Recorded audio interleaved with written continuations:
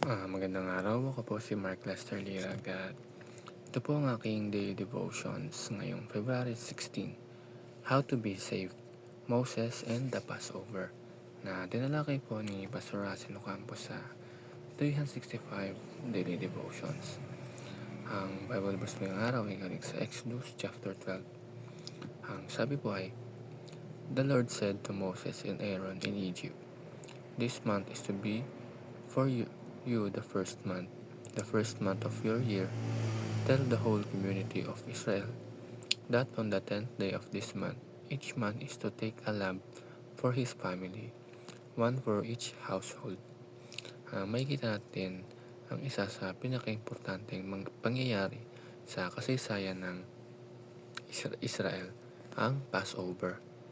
Ito ang gabi kung kailan dadaan ang judgment ng Diyos sa Egypt. At bawat bahay na walang tanda ay makakaranas ng kamatayan. Ngunit nagbigay ang Diyos ng malinaw na paraan kung paano maliligtas.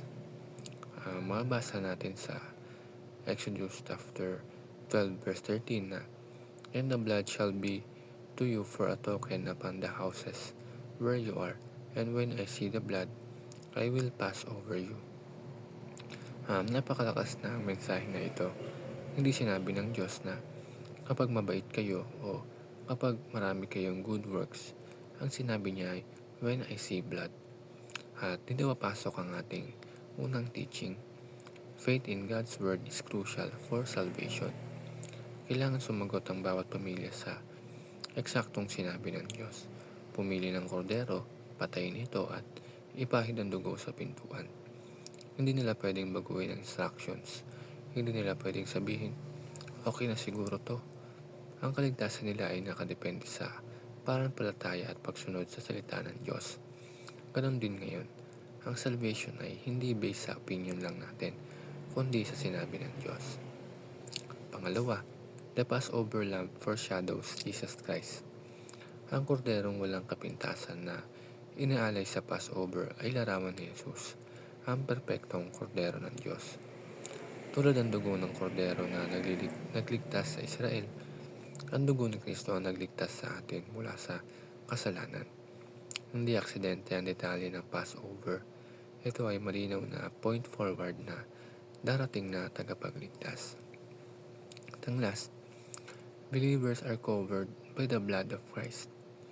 Ang proteksyon ng Israel ay hindi dahil mas mabuti sila kaysa sa mga Egyptians. Ang kaibahan lang ay may dugo sa kanilang pintuan. Ganon din tayo. Hindi tayo nailigtas dahil mas mabait tayo o mas religious tayo. Naliligtas tayo dahil tayo ay covered ng dugo ni Kristo. Kapag tinitingnan tayo ng Diyos, hindi ang kasalanan natin ang nakikita niya, kundi ang dugo ng kanyang anak na si Jesucristo. Ang mga kapatid, ang tanong ngayong araw is, how to be saved ay nasagot na noon pa sa Exodus chapter 12. Hindi sa sariling gawa, hindi sa sariling lakas, kundi sa pananampalataya sa inilaan ng Diyos na kordero. Yun lamang po.